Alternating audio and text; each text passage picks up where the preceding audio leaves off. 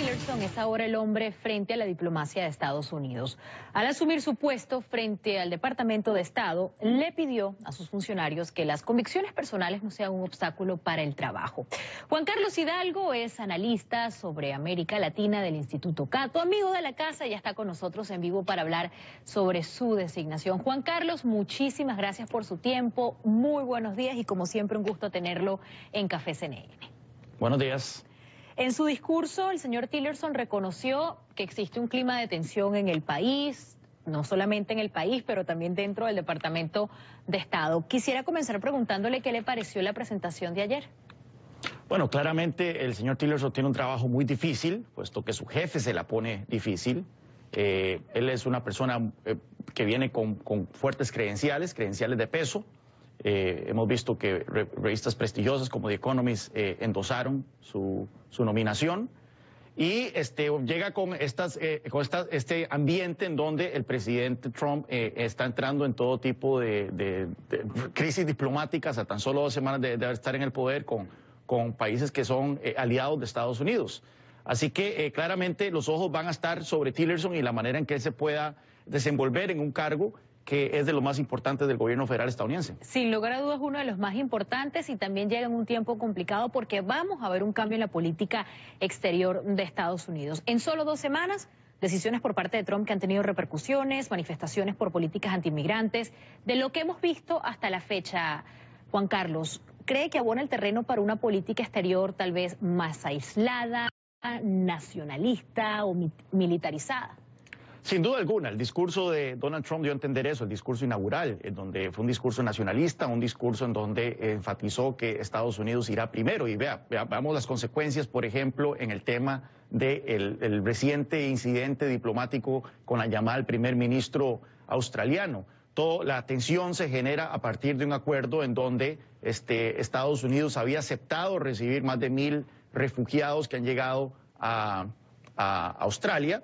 Y bueno, entonces el presidente Trump dice, ¿por qué Estados Unidos tiene que aceptar estos refugiados? Él no toma en cuenta el hecho de que Australia es uno de los países más incondicionales de Estados Unidos. Si uno tiene que hacer una lista de los 3 países más aliados de Washington, Australia viene en esa lista.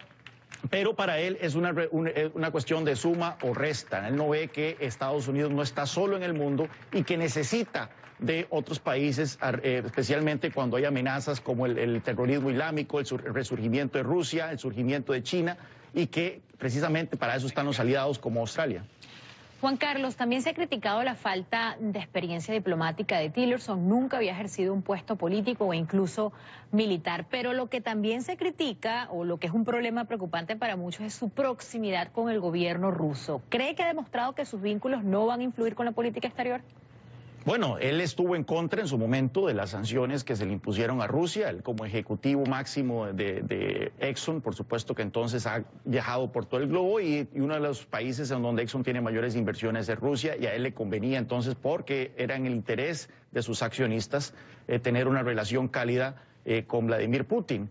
Veremos. Ahora lo que queda es ver, ya la administración Trump dijo ayer de que no va a levantar las sanciones que se le impusieron a Rusia tras la anexión de Crimea. Dijeron que esas sanciones se van a levantar únicamente hasta que Rusia vaya a devolver Crimea a Ucrania. Así que ahí tenemos ya una primera señal de que no va a haber un giro todavía hacia la relación con Rusia, por lo menos en el tema de las sanciones. Pero ciertamente los ojos estarán sobre Tillerson porque él recibió una gran orden por parte del presidente Putin, una de las órdenes más altas que se le dan a extranjeros en Rusia, y por supuesto que esto ha generado entonces cierta angustia, ciertos resquemores entre círculos aquí en Washington. América Latina tiene un particular interés con el puesto del señor Tillerson, sobre todo la oposición venezolana por su conflictivo pasado con el gobierno de Hugo Chávez. ¿Qué podemos esperar de Tillerson con América Latina, sobre todo con Venezuela y con Cuba? Bueno, en sus audiencias tras ser nominado para este puesto en el Senado, él dejó entrever posiciones contradictorias en cuanto a Venezuela. Por una parte, él dijo que Estados Unidos va a seguir apoyando el diálogo en Venezuela, lo cual me parece terrible, puesto que ya sabemos que ese diálogo no ha llevado a ninguna parte, más bien ha fortalecido el régimen de Nicolás Maduro, pero también habló de la posibilidad de tomar una posición un poco más dura hacia el gobierno venezolano, así que uno no sabe exactamente en dónde va a ir la administración Trump, por lo menos el secretario de Estado. En cuanto a Cuba, es lo mismo. Por un lado, él habló de la necesidad de más diálogo con el gobierno cubano, pero por otra parte insinuó de que se podrían reintroducir algunos límites a la cantidad de dinero que los cubano-estadounidenses pueden enviar a la isla y a la cantidad de viajes que los estadounidenses pueden hacer hacia Cuba.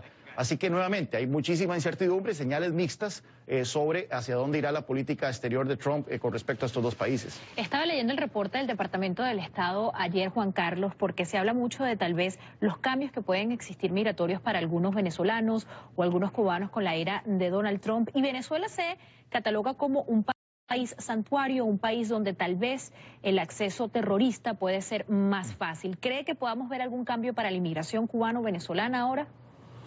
Bueno, yo esperaría que no. Yo creo que los temores de que hay infiltración terrorista o de que estos países pueden ser utilizados como catapultas para atacar a Estados Unidos han sido sobredimensionados. No dudo de que estos gobiernos han simpatizado y han cobijado en el pasado a elementos terroristas, pero esto no significa entonces de que se debe poner restricciones a todos los nacionales de estos países para que puedan visitar Estados Unidos. Estados Unidos más bien debería tener una política de abrir las puertas a gente que está huyendo de una situación tan crítica como la venezolana, de la persecución política y demás. Lamentablemente ese no es el tono que va a caracterizar a la administración Trump en cuanto a su política migratoria. Pero importante, si nos ven en América Latina, que no crean todo lo que leen en las redes sociales, porque nos han escrito muchos televidentes preguntándonos precisamente si va a cambiar algo en esa política. Juan Carlos, como siempre, un gusto. Muchísimas gracias por acompañarnos. Que tenga un feliz viernes. Un placer.